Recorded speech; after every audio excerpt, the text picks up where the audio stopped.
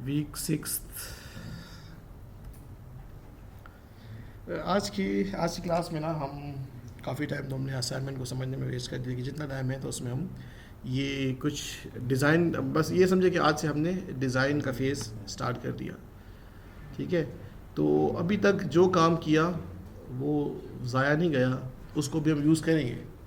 ठीक है, तो अभी आज की क्लास में हम डिज़ाइन से रिलेटेड जो कुछ बेसिक सी बुनियादी सी बातें जो हैं, फंडामेंटल्स जैसे कहते हैं, डिज़ाइन प्रिंसिपल्स और कंसेप्ट्स जो आपके पास बुक्स में अक्सर हमें मिलते हैं, और आपने शायद ऑब्जेक्ट ओरिएंटेड में भी ये कुछ चीज़ें, एब्स्ट्रैक्शन वगैरह और ये चीज़ें आपने देखी होंगी। तो वो चीज़ें बेसिक से कंसेप्ट्स हैं।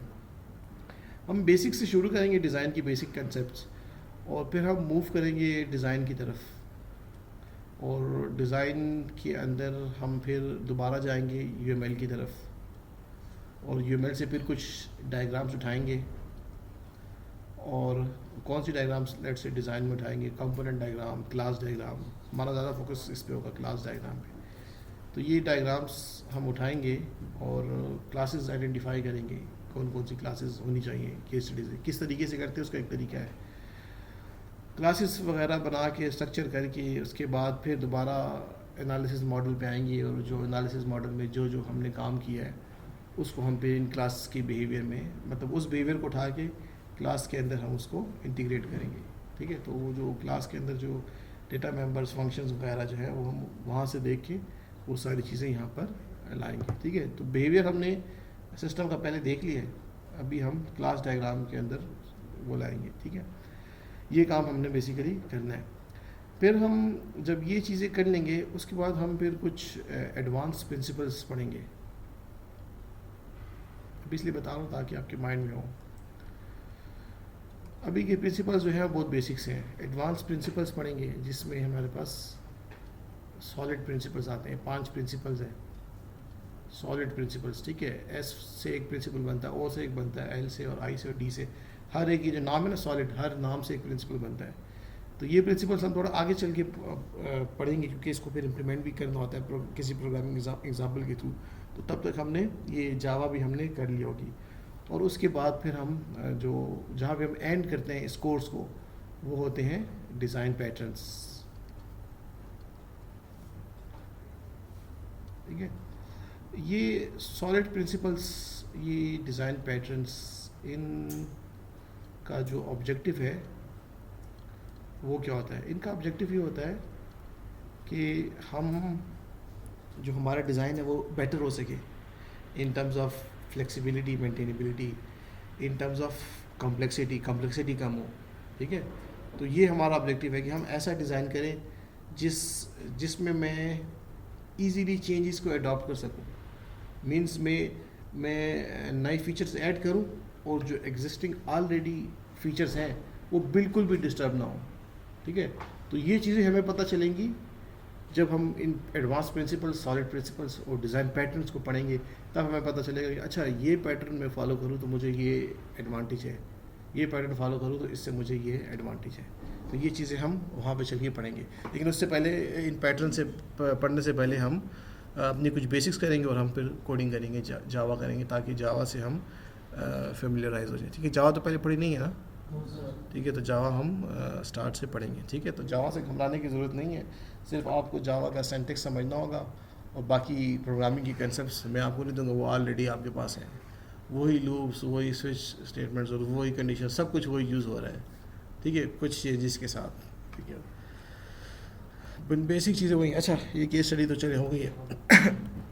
अच्छा, डिज़ाइन प्रिंसिपल्स। ठीक है, डिज़ाइन प्रिंसिपल्स के बारे में कुछ थ्योरेटिकल बातें हैं। आज थ्योरी है। ठीक है, क्लास डायग्राम आज अभी नहीं होगी, और इन थ्योरी में कुछ बेसिक सी चीज़ें हैं जैसे मैं आपको बताता, जो आपने शायद पहले भी देखी होंगी। जैसे एब्स्ट्रैक्शन के बारे में आपने पहले रूप में सुना होगा। ठीक है, इसी तरह ये मॉड्यूलरिटी क्या है, इंफॉर्मेशन हाइडिंग क्या है, ये सारी चीज़ें कुछ बेसिक सी चीज़ें हैं, इसको देखते हैं, इसको अंडरस्टैंड करते हैं। ठीक है, कपलिंग, कोहेजन, ये चीज़ें हम आज देखेंगे। ये डिज़ाइन में ये चीज़ें सजेस्ट की जाती हैं। ठीक है, ये बेसिक सी चीज़ें हैं जो बुक्स वगैरह में लिखी थी, और कुछ एडवांस चीज़ें जो मैंने आपको फिर आगे चल के बताऊँगा। पहला, डिज़ाइन का प्रिंसिपल क्या है और हमें क्या कहते हैं, ज़रा इसको ज़रा देख लें, ठीक है। The design process should not suffer from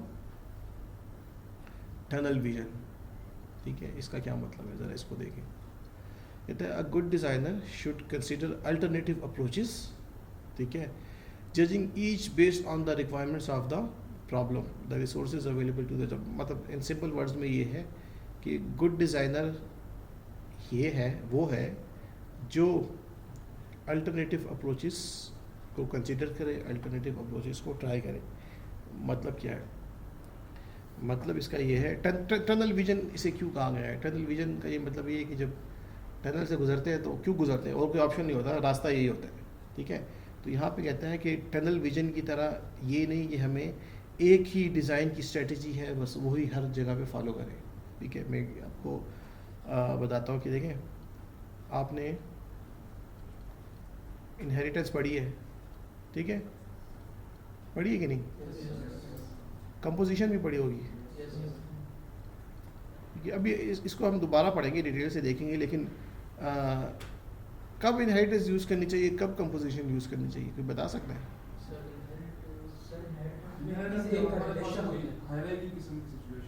और कंपोजिशन में मतलब वो आपकी बात ठीक है, हाँ कंपोजिशन यूज करते हैं, और इनहेरिटेंस जब हम पूरा मतलब ठीक है।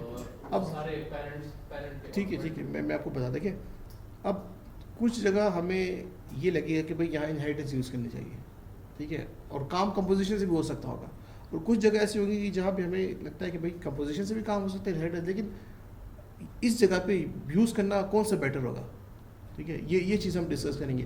तो यहाँ पे टनल विजन का मतलब ये है कि अल्टरनेटिव अप्रोचेस का मतलब ये है कि इनहेरिटेंस अगर पता है तो हर जगह ये नहीं कि हर जगह इनहेरिटेंस को फिट करना है। हम देखेंगे कि इस जगह पे अगर इनहेरिटेंस की बजाय मैं कंपोजिशन यूज़ करूँ तो क्या मुझे ज़्यादा फ़ायदा होगा कि नहीं।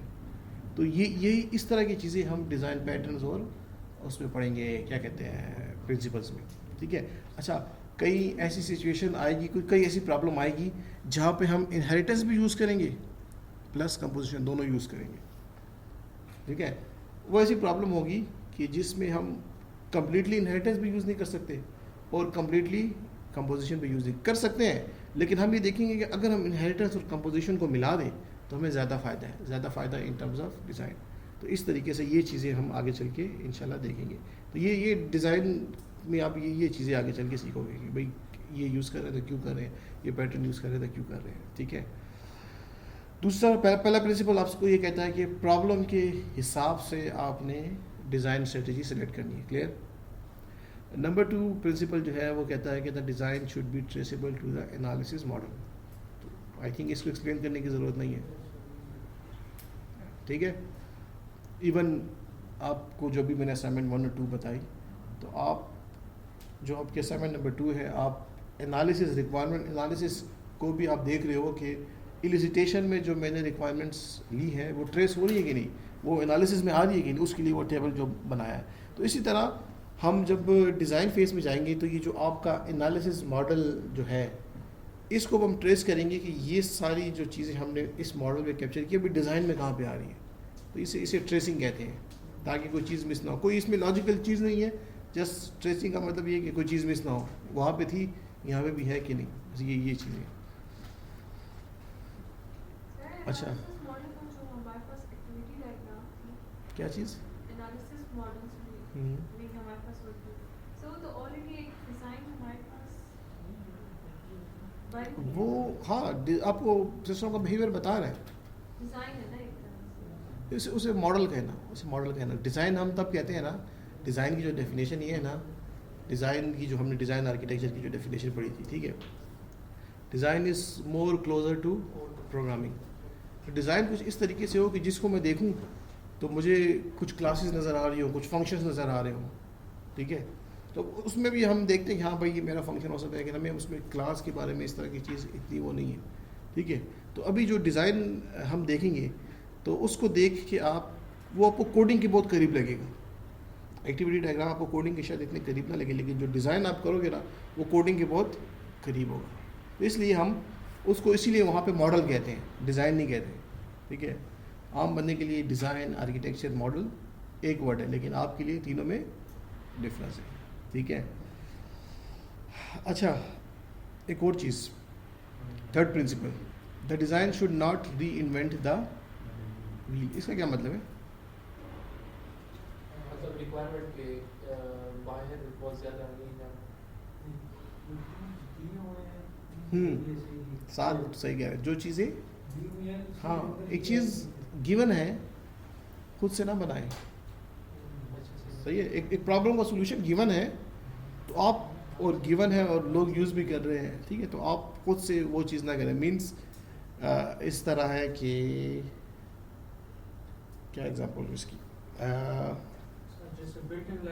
हाँ, जैसे लाइब्रेरीज है आपके पास, तो एक सर्विस मुझे मिल रही है, एक फंक्शन मुझे मिल रहा है, एक काम मुझे मिल रहा है, मैं जस्ट फंक्शन कॉल करूँ लाइब्रेरी का, मेरा काम हो रहा है, तो मुझे फिर खुद से एफर्ट करने की क्या ज़रूरत है, मैं खुद उसके लिए इतनी कोड लिखूँ, ये चीज़, ठीक है। अच्छा, ये भी हो गया। अच्छा, ये जनरल सी बात है, design should minimize the intellectual distance between the software and the problem it is exist in the real world. तो देखें, डिज़ाइन का पर्पज़ यही है, ठीक है। क्या कहता है, डिज़ाइन का पर्पज़ ये होना चाहिए कि वो मिनिमाइज़ करे किसको, जो डिस्टेंस है, किसके बारे में, सॉफ्टवेयर और प्रॉब्लम के बारे में, ठीक है। देखो, आपके पास ये प्रॉब्लम है, ठीक है, और इस प्रॉब्लम के लिए आपको एक सॉल्यूशन चाहिए। इस प्रॉब्लम और सॉल्यूशन के बीच में जो डिस्टेंस है, उसको कम कौन करता है?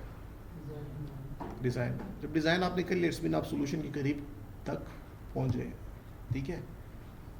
और आप जब इंशाल्लाह यहाँ से ग्रेजुएट होकर किसी अच्छी जगह पे जाओगे, तो ये सारे काम आपको करने पड़ेंगे, ठीक है। आप मस्ट प्लानिंग करोगे, ठीक है। आज वो आपकी क्लास है, दूसरी क्लास का जो स्टूडेंट है, जवाद नाम है मेरे ख्याल से, हाँ, वो बैठा हुआ है यहाँ। इसने मुझे सुबह मिला, तो इसने मुझे ये कहा कि सीनियर कह रहे हैं कि ये जो एनालिसिस में जो ये काम कर रही है, हम वहाँ पे भी करते हैं, ठीक है। तो प्लानिंग एनालिसिस के बगैर कुछ भी नहीं होता, ठीक है। तो ये चीज़ आप आगे चल के करोगे। और मसला ये चीज़ें जब लगती बोरिंग सी है, बोरिंग सा मतलब कि अब कहते हैं यार, किसका इतना दिल का जोर है कि मैं ये बैठ के डायग्राम्स बनाऊँ और ये करूँ, ठीक है, लेकिन करते इसी तरह। सर, ये डॉक्यूमेंटेशन जो होती है सर, हाँ, तो सर ये प्रोग्रामर साथ साथ लिखता है या ये कोई और बंदा होता है? ये अब डिपेंड करता है कि अब बड़ी कंपनी है, उसमें रिक्वायरमेंट इंजीनियर अलग से बैठा है, उसका काम ही सिर्फ रिक्वायरमेंट्स के साथ है, ठीक है। डिज़ाइनर है जिसका काम ही सिर्फ आर्किटेक्चर डिज़ाइन करना, डिज़ाइन वो जॉब भी ऐसा डिज़ाइनर कर रहे हैं, तो फिर वो करेगा। लोग अक्सर बोलते हैं कि यार always right your code with documentation, मतलब ये फ्रीलांसर्स भी अक्सर होते हैं, उनको भी यही तो उसको तो एक ही बंदा होता है खुद ना, लिख रहे होते हैं, वो तो खुद लिख एक साथ बंदा। साथ एक डॉक्यूमेंट मेंटेन करते हैं, साथ साथ कोड भी करते हैं। पहले डॉक्यूमेंट में पहले वो प्लानिंग करते हैं, फिर उसका कोड, ठीक है। वो इसलिए कि देखिए, आप अपने कोड को बाद में देखोगे नहीं समझ आएगी, डॉक्यूमेंटेशन हो तो आपके लिए आसानी हो जाएगी ना। अच्छा, मैंने यहाँ पे क्या किया, यहाँ पे क्या किया, यहाँ पे ये करा। सर, ये कमेंट्स जो है, ये भी डॉक्यूमेंटेशन है सर। कमेंट्स कोड को कमेंट, डॉक्यूमेंटेशन का तो ऐसा नहीं, डॉक्यूमेंट में तो कुछ और चीज़ होती है सर। मतलब ऐसे नहीं हो सकता कि मतलब हम वो सर हम उसमें वो भी ये डॉक्यूमेंटेशन क्या, आई गेस पाइथन में ये पीछे सारा वो लिखा होता है कि यार ये कोड ऐसे इस्तेमाल होता है, कोड के अंदर ही लिखा होता है। अच्छा, उसके साथ ही लिखा होता है, आई गेस मैनुअल कोई उसका कोई कमांड है, हेल्प फंक्शंस की इंफॉर्मेशन के लिए हेल्प लिख के, हाँ, तो उसमें वो तो डिफरेंट, वो खुद ही कमेंटेड होता है। अच्छा, अब आप शायद इसकी बात करें कि लेट से मैंने लाइन नंबर 1 से 5 तक जो कोड लिखा है, ये काम कर रहा है, यस सर। ठीक है। तो इस तरह से अगर वो मान ले, तो इस तरह से ये कोड बताने के लिए, वो फ्रीलांसिंग में तो ये ना कि यार, अब बनाने वाला भी शायद कोई प्रोग्रामर हो, तो वो देखता है कि पता चले कि यार इस चीज़ में क्या है, कल को वो उसमें कोई चेंजेस कर सके, वो इस तरह से। लेकिन हम जिस डॉक्यूमेंटेशन की बात करें कि वो अभी जो आपसे असाइनमेंट 1-2 करा रहे हैं, आप समझो कि आपके ये SRS का एक पार्ट है, ये बल्कि आपका ये SRS आप बना रहे हो, सॉफ्टवेयर रिक्वायरमेंट स्पेशल डॉक्यूमेंट, उसमें क्या सारी रिक्वायरमेंट्स मिल रही हैं, उसका मॉडल मिल रहा है, ठीक है। फिर वो वैलिडेशन वो फिर बात की बात है। तीसरा जो फिफ्थ वन जो वो है, वो कहते हैं कि the design should be structure to accommodate change. और ये हम पहले दिन से बात कर रहे हैं कि हमारा ऑब्जेक्टिव ये है कि हम डिज़ाइन कुछ इस तरीके से करें कि चेंजेस को अडॉप्ट कर सके। तो ये जो अभी सॉलिड प्रिंसिपल्स का नाम लिया, डिज़ाइन पैटर्न्स का नाम लिया, ज़्यादातर प्रिंसिपल्स पैटर्न उनका फोकस यही होता है कि हमारा जो ये डिज़ाइन है ना, ठीक है, उसमें कम से कम चेंजेस में इजीली अडॉप्ट हो सके, ठीक है। ये चेंजेस इजीली अडॉप्ट इसलिए हो सके ताकि देखिए मैं आपको इसकी एग्जांपल दे देता हूँ छोटी सी। ये मेरे पास एक क्लास है और इसमें ये कोड लिखा हुआ है सारा। मैं अब इसमें कोई भी चेंज करता हूँ, चेंज मैंने किया, अब मैंने शायद लाइन नंबर 20 में चेंज किया, जहाँ पे भी चेंज किया, मुझे उस चेंज के बाद दोबारा इस पूरी क्लास को टेस्ट करना है, ठीक है। मुझे इस क्लास को दोबारा से टेस्ट करना है क्योंकि मैंने इस क्लास में चेंज किया। क्या पता उस एक चेंजेस करने से, ठीक है, लेट्स से 2 3 4 लूप्स हैं, 2 सही काम करे, एक में प्रॉब्लम आ जाए, मुझे इसको पूरा को टेस्ट करना होगा। हम ये कहते हैं कि जो काम पहले हो चुका है, सही चल रहा है, टेस्ट भी हो चुका है, मसला नहीं आ रहा, अब नया फीचर ऐड करना है तो इसको मत छेड़ो, नया फीचर ऐड करने के लिए कोई और स्ट्रेटजी अपनाओ। ये चीज़ है, तो ये चीज़ हम देखेंगे कि चेंजेस को कैसे अडॉप्ट कर सकें, ठीक है। और आखिरी फिर अगेन जनरल सी बात ये है कि design should be assess, design करते ही क्यों है हम, ताकि हम उसकी क्वालिटी को मैनेज कर सकें, क्वालिटी को मेंटेन कर सकें।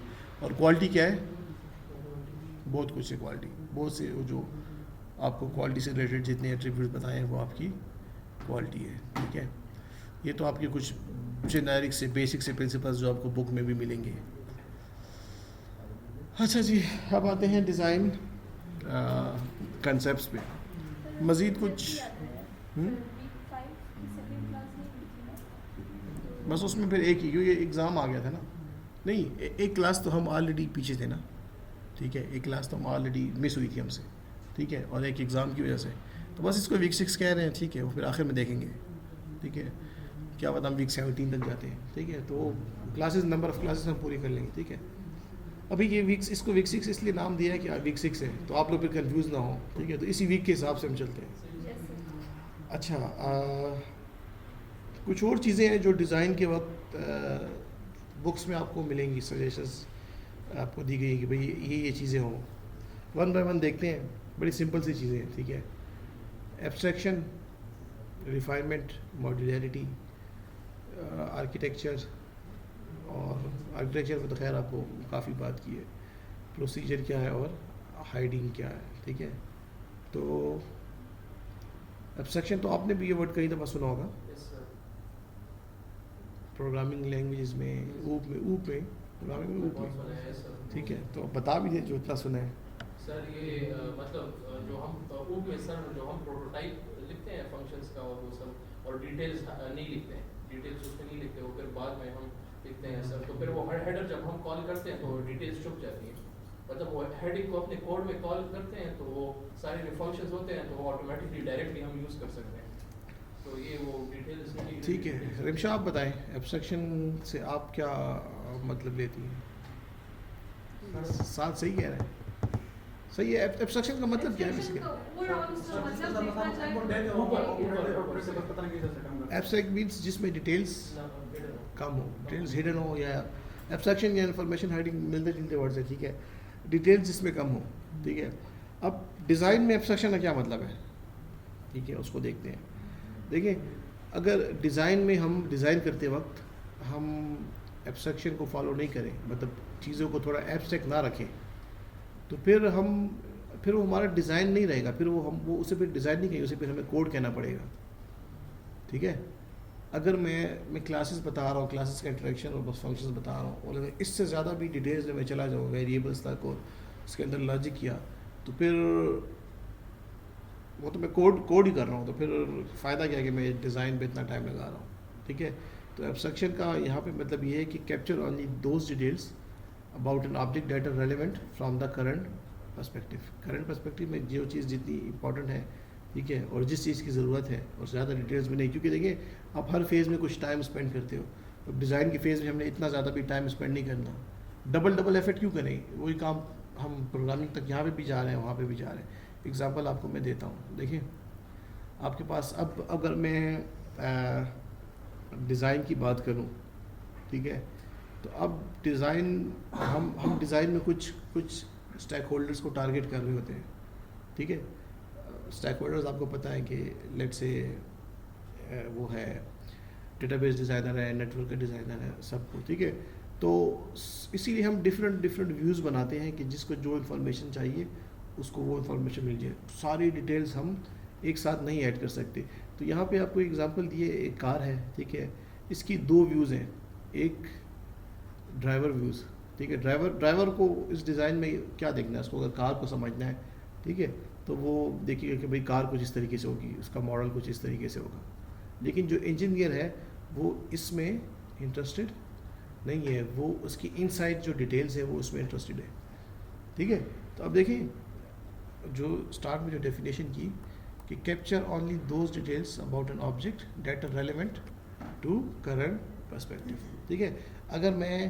अगर मुझे इंजीनियर को या मुझे अगर मुझे ये जो ड्राइवर है इसको कार के बारे में बताना है, ठीक है, तो उसके बारे में मुझे लेट्स से यूज़र कह रहे हो, यूज़र को मैंने सिस्टम के बारे में बताना है, तो उसको मैंने बताना है कि भाई सिस्टम ऐसे होगा, आप जाओगे, ये आपके पास इंटरफेस होगा, यहाँ पे बटन होगा, यहाँ पे आप क्यूरी करोगे, यहाँ पे बटन पे क्लिक करोगे, ये उसके लिए है। ये नहीं बताना कि भाई आपके पास ये क्लास होगी, क्लास के अंदर ये फंक्शन होगा, ये वेरिएबल होगा, ये होगा, ना उसका कंसर्न है ना उसको समझ आती है। तो ये बेसिकली आपके पास क्या है, एब्स्ट्रक्शन, जस्ट ये सिंपल सी चीज़ है, ठीक है। तो वही चीज़ जो आपने पढ़ी वही चीज़ यहाँ पे जस्ट बताई गई। अच्छा, ये इसके एडवांटेजेस खुद ही पढ़ लेना, ठीक है। ये एग्ज़ाम्पल ज़रा देख लेते हैं, ठीक है। आपके पास एग्ज़ाम्पल ये कि आपके पास एक डोर है, ठीक है, और डोर के बारे में आपको कुछ यहाँ पे चीज़ें बताई जा रही हैं। उसके ऑब्जेक्ट क्लास के अंदर जो आपके पास लेट्स से डेटा मेंबर्स जो हैं, जो भी मॉडल नंबर, टाइप क्या है और वेट कितना है और एक्सेट्रा, इस तरह की इंफॉर्मेशन, ठीक है।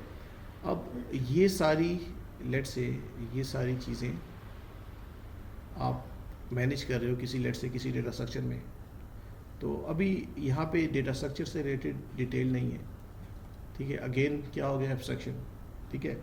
बताने का बस मतलब ये है एब्स्ट्रैक्शन का कि जब जिस चीज़ की ज़रूरत हो तभी उस डिटेल में जाए, वरना तो ना जाए। क्योंकि हम डिज़ाइन की फ़ेज़ के अंदर अगर हम डिटेल में बहुत ज़्यादा डिटेल्स में चले जाए तो हम डिज़ाइन की फ़ेज़ में इतना ज़्यादा टाइम स्पेंड कर देंगे, ठीक है, और हमें पूरे प्रोजेक्ट को ये बड़ा मेन कंसर्न है कि आपने प्रोजेक्ट लेट्स से अगर एक टाइम में ख़त्म करना है, सिंपल सी बात ये है, एक टाइम में ख़त्म करना है। 12 मंथ्स अगर मैंने कहा है तो 12 मंथ से ज़्यादा अगर मैं प्रोजेक्ट पे लगाता हूँ तो मेरा इसकी कॉस्ट बढ़ेगी। कॉस्ट कैसे बढ़ेगी कि जो डेवलपर्स मैंने 12 मंथ्स के लिए हायर किए हैं, ठीक है, जो भी मेंबर्स हायर किए हैं, 12 मंथ से ज़्यादा पे काम होगा तो क्या होगा, आई हैव टू पे। तो इसीलिए कहते हैं कि डिज़ाइन में आप इतनी ज़्यादा डिटेल्स में ना जाएं ताकि डिज़ाइन और कोड में फ़र्क ही नज़र ना आए, ठीक है। प्रोसीजरल एब्स्ट्रैक्शन किसे कहते हैं, ये डेटा एब्स्ट्रैक्शन थी, ठीक है, डेटा के बारे में डिटेल्स। प्रोसीजर मीन्स आपका फंक्शंस, ठीक है। अब लेट से आपके पास कोई ऐसा फंक्शन है, लेट से बहुत से फंक्शन है, लेट से function number 1, function number 2, function number 3, बस जस्ट फंक्शंस के बारे में आपने बता दिया कि ये फंक्शन है, लेट से फंक्शन का नाम है ऐड, सब्ट्रैक्ट और उसके बाद प्रोडक्ट। ये 3 फंक्शन आपने बता दिए कि भाई ये 3 फंक्शन है, एब्स्ट्रैक्ट है, काम कैसे कर रहे हैं नहीं पता, ठीक है। और ये डिज़ाइन में हम यहाँ तक जाते हैं। अच्छा, डिज़ाइन में अब क्लास के अंदर ये डेटा मेंबर्स, ये फंक्शंस, बस यहाँ तक जाते हैं। अब एक फंक्शन के अंदर ऐड करेगा कैसे, ठीक है, वो फिर एक स्टेप आगे की बात है, इसे कहते हैं स्टेप वाइज रिफाइनमेंट, ठीक है। अगर आपको किसी स्टेज पे लगता है कि हमें इस फंक्शंस की डिटेल्स जो कि बहुत इंपॉर्टेंट है और ये बताने की ज़रूरत है, तो उसे फिर हम कहते हैं रिफाइनमेंट, स्टेप वाइज रिफाइनमेंट, ठीक है। आप फिर उसकी डिटेल यहाँ पे बता रहे हो। तो आप ये देखो, ये आपका प्रोग्राम नहीं हो गया, ठीक है। तो हमें ये कहते हैं कि आप जहाँ पे ज़रूरत पड़े तो इस लेवल तक जाएं, नहीं तो चीज़ों को क्या करें, एब्स्ट्रैक्ट रखें। जस्ट इस प्रिंसिपल का ये मतलब था, और कुछ नहीं, बहुत सिंपल सा, ठीक है। दूसरा प्रिंसिपल, डोर का किया, एक ओपन कर किया ना, दोनों के डिफरेंट डिजाइन करने का इलर से इसको आप, हाँ, कोई लिंक हम शुरू करें कि डोर का और ओपन का। ये मैं आपको बताता हूँ। ये जो एक एग्जांपल मैंने बुक से दी, देखें यहाँ पे कहता है ये वॉक टू डोर, ये लेट से एक फंक्शन है, रीच फॉर नॉब ये दूसरा फंक्शन है, ओपन द डोर ये तीसरा फंक्शन है। अभी ओपन द डोर जो फंक्शन है, इस की डिटेल्स यहाँ पे बता दीजिए भाई डोर को कैसे ओपन करना है। इसको आप प्रोग्रामिंग पर्सपेक्टिव से सोचें, ठीक है। ऐसा कहें कि स्टूडेंट की क्लास है, एक फंक्शन है, लेट से वो स्टूडेंट्स का रिकॉर्ड ऐड कर रहा है, एक डिलीट कर रहा है, एक नया कोर्स रजिस्टर करने के लिए एक फंक्शन है, तो वो अगर डिटेल बताना इंपॉर्टेंट है तो वो यहाँ पे फिर आपको नज़र आ रही है, उसका एल्गोरिथम। समझ आ गई बात है, जस्ट ये है, क्लियर है। एब्स्ट्रैक्शन का मतलब ये है कि जहाँ ज़रूरत पड़े वहाँ पे डिटेल्स हो जाए, लेकिन जहाँ ज़रूरत नहीं पड़ रही तो चीज़ों को एब्स्ट्रैक्ट रखें। दूसरा डिज़ाइन प्रिंसिपल मॉड्यूलैरिटी, ये भी हम शायद पहले दिन से ही देख रहे हैं। मॉड्यूल्स कंपोनेंट्स और डेटा स्ट्रक्चर में या एल्गोरिथम में, डेटा स्ट्रक्चर में डिवाइड एंड कॉन्कर, ठीक है, ये भी वही चीज़ है, ठीक है। मॉड्यूलैरिटी का कंसेप्ट ये है कि आप अपनी जो आपकी जो एक एप्लीकेशन है उसको ब्रेक डाउन करो डिफरेंट मॉड्यूल्स में, ठीक है। मॉड्यूल 1, मॉड्यूल 2, मॉड्यूल 3, मॉड्यूल 4, ठीक है। तो आपकी जो असाइनमेंट 1, 2 है उसकी करने के बाद लेट से, अगर हम तो आर्किटेक्चर भी इस कोर्स में नहीं पढ़ रहे, लेकिन आर्किटेक्चर का मैंने आपको इतना आइडिया दे दिया कि होता क्या है। तो आर्किटेक्चर में यही हमने डिफाइन करना है हमारे कौन कौन से मेन कंपोनेंट्स होंगे, ऐसा ही है ना। तो यहाँ पे अब मॉड्यूलरिटी का मतलब यही है कि आप अपनी एप्लीकेशन को, जो आपकी एक एप्लीकेशन है कुछ इस तरीके से मोनोलिथिक जिसे कहते हैं, इसको आप ब्रेक डाउन कर लो इस तरह 4 कंपोनेंट में। फ़ायदा क्या होगा? Easier to manage, easier to understand, complexity system की रिड्यूस होगी, ठीक है, क्योंकि सब कुछ एक जगह पे नहीं है। डेलीकेशन, डिवीजन ऑफ वर्क, मतलब इसका अपना काम है, इसका अपना काम है, इसका अपना काम है, इसका अपना काम है। फॉल्ट आइसोलेशन, क्या मतलब इसका?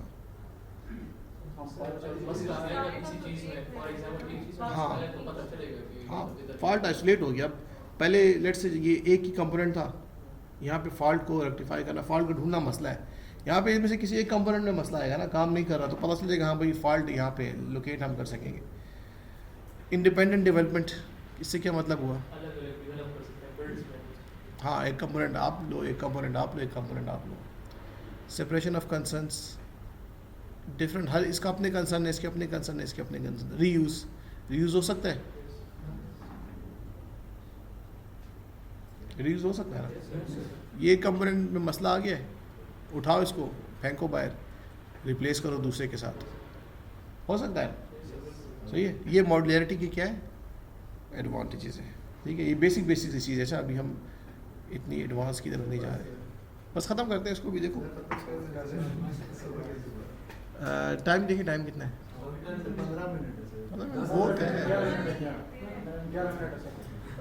अच्छा, नहीं, इसको भी ख़त्म करते हैं। क्यों? क्योंकि इसको मैं अगली क्लास तक नहीं ले जाना, ठीक है। इसको मैं ख़त्म करता जल्दी। बहुत सिंपल सी चीज़ है यार, गपशप है। देखो यहाँ पे कह रहा है मॉड्यूलरिटी ट्रेड ऑफ्स। क्वेश्चन ये है कि कितने नंबर ऑफ मॉड्यूल्स हम बनाएं। तो ये एक उन्होंने एक वो दिया हुआ है, मैं एग्जैक्ट कोई किसी भी प्रॉब्लम को लेके किसी भी इसको कोई नहीं कह सकता कि इतने मॉड्यूल्स होने चाहिए, इट डिपेंड्स अपॉन यू। यहाँ पे कहता है कि यहाँ पे देखो कितने मॉड्यूल है, एक मॉड्यूल है। कॉस्ट कितनी है? ज़्यादा है ना। यहाँ पे कितने मॉड्यूल्स हो गए? 1 + 1 2।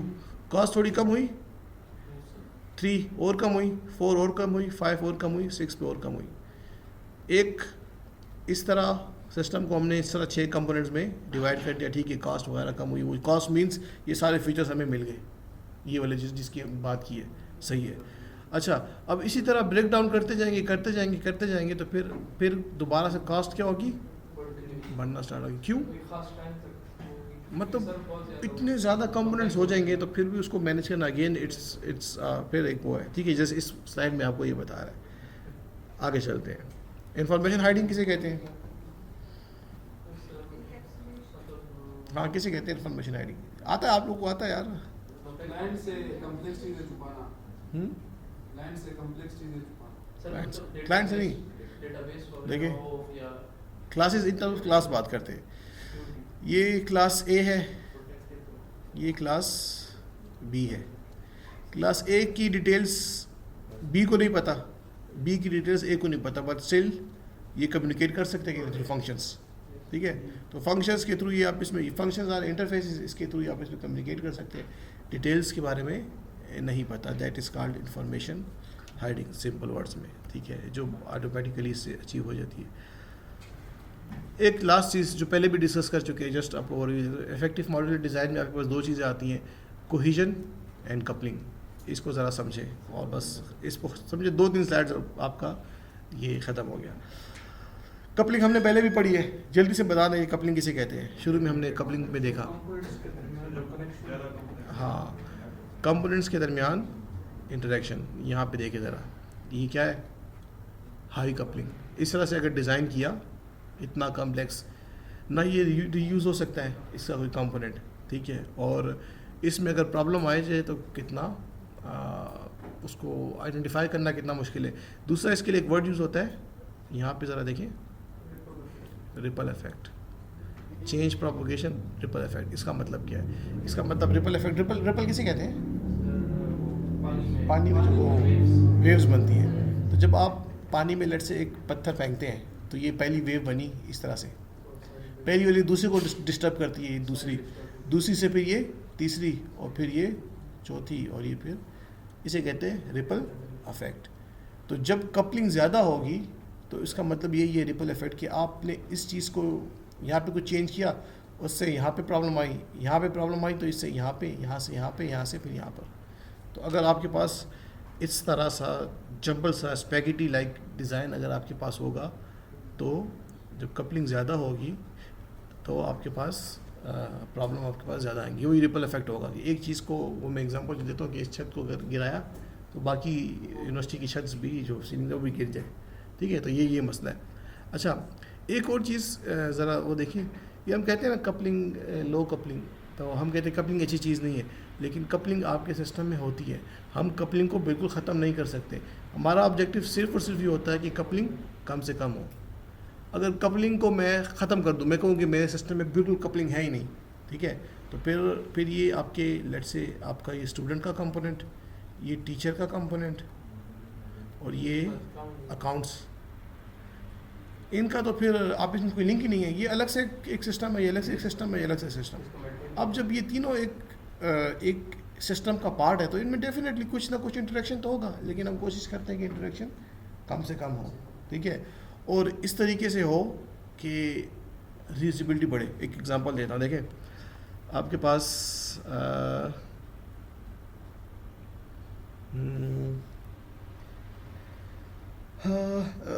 वेब का थोड़ा बहुत आइडिया है सबको, है ना, ठीक है, थोड़ा बहुत ना वेब का, ठीक है।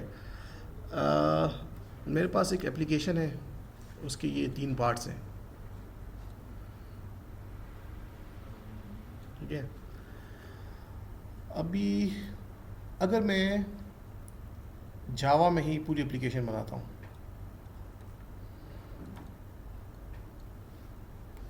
तो अभी मैंने ख़ुद को क्या कर दिया, काफ़ी अब हम डिपेंडेंट हो गए हैं, ठीक है, कि सारी एप्लीकेशन जावा में, चौथा कंपोनेंट भी लेट से जावा में बने, ठीक है। और अब कुछ चीज़ें ऐसी होंगी जो हमें जावा में नहीं मिल, लेट से मेरे पास एक कंपोनेंट है जिसमें मुझे कुछ मशीन लर्निंग से रिलेटेड काम करना है, ठीक है।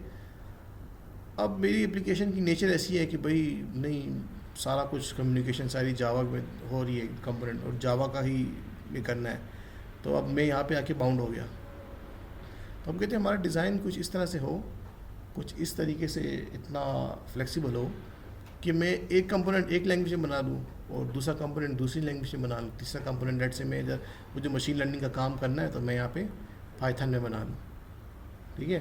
तो इसके लिए वेब में आपने सुना होगा, आपके पास XML है और JSON है, ठीक है। ये क्या करते हैं, डेटा सेंड करने के काम आते हैं, ठीक है। 2 डिफरेंट एप्लीकेशंस जो 2 डिफरेंट लैंग्वेजेस में बनी है, आप उनके दरमियान कम्युनिकेशन करा सकते हो बाय यूजिंग दिस XML या JSON। हाँ, उसमें भी होता है, ठीक है। तो ये अब क्या है, ये दोनों जो चीज़ें क्या कर रही हैं, अब ये डिज़ाइन स्ट्रेटजी से मुझे क्या फ़ायदा हुआ, ये हुआ कि भाई मैं अब लैंग्वेज इंडिपेंडेंट हो गया, कि मैं एक कंपोनेंट जिस लैंग्वेज में बनाऊँ दूसरा किस में, स्टिल मेरी आर्किटेक्चर अप्रोच ऐसी थी कि मैं फिर स्टिल इनके दरमियान कम्युनिकेट करवा सकता हूँ, ठीक है। तो अच्छा एक चीज़ लास्ट अब ख़त्म करते हैं, दैट इज़ कपलिंग। तो कपलिंग पे तो बात कर दी कि कपलिंग जब कम होगी तो कोहेजन ज़्यादा होगी, कपलिंग जब हाई होगी तो कोहेजन कम होगी, ठीक है। ये कोहेजन क्या चीज़ है, ज़रा यहाँ पे आते हैं। The degree to which a module performs one and only one function. ये आपके पास यहाँ पे देख लेते हैं, ये मेरे पास एक क्लास है, ठीक है। कोहेजन का प्रिंसिपल या कोहेजन ये कहती है कि आप कोशिश करें कि इस क्लास को, जो क्लास बना रहे हैं, और इस क्लास को, ये क्लास किसी फंक्शनैलिटी को अचीव करने के लिए बनाई गई है, तो कोशिश करें कि इस क्लास को अपना काम करने के लिए जो डेटा चाहिए, जो कुछ भी चाहिए, वो उसे इसी क्लास में अंदर मिल जाए। ये कोहेजन इसे कहता है।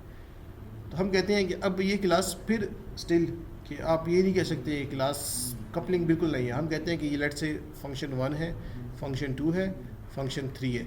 इसके 3 फंक्शन में सिर्फ फंक्शन 3 ऐसा फंक्शन है जो दूसरी क्लास के फंक्शन पे डिपेंडेंट है, ठीक है।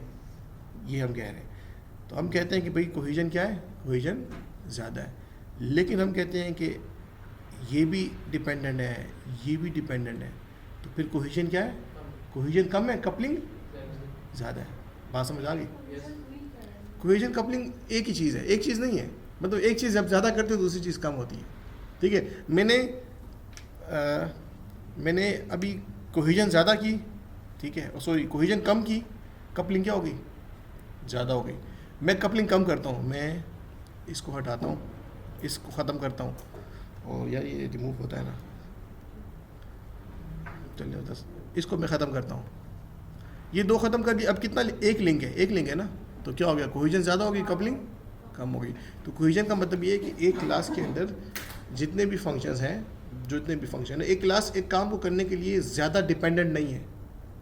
जितनी ज़्यादा डिपेंडेंट होगी कपलिंग ज़्यादा होगी, कोहेजन कम होगी, और जितनी ज़्यादा कम डिपेंडेंट होगी तो कोहेजन ज़्यादा होगी, कपलिंग कम होगी। ये जैसा आइडिया है, ठीक है। हम बिल्कुल ख़त्म नहीं कर सकते, बिल्कुल ख़त्म कर दिया इट्स मीन कि इस क्लास और इस क्लास का कोई लिंक ही नहीं है। जब वो है, लिंक होगा, कोशिश ही करेंगे कि ये जो कपलिंग वगैरह ये कम से कम हो जाए, ठीक है। हैव अ गुड डे, ठीक है। ये तो खत्म हो गई, क्या चीज़? ये तो खत्म हो गई ऑलमोस्ट सर, ये ऑलमोस्ट खत्म हो गई। हाँ, अक्सर स्टूडेंट कहते हैं इतना पढ़ने के बाद हैव अ गुड डे कहाँ से आता है।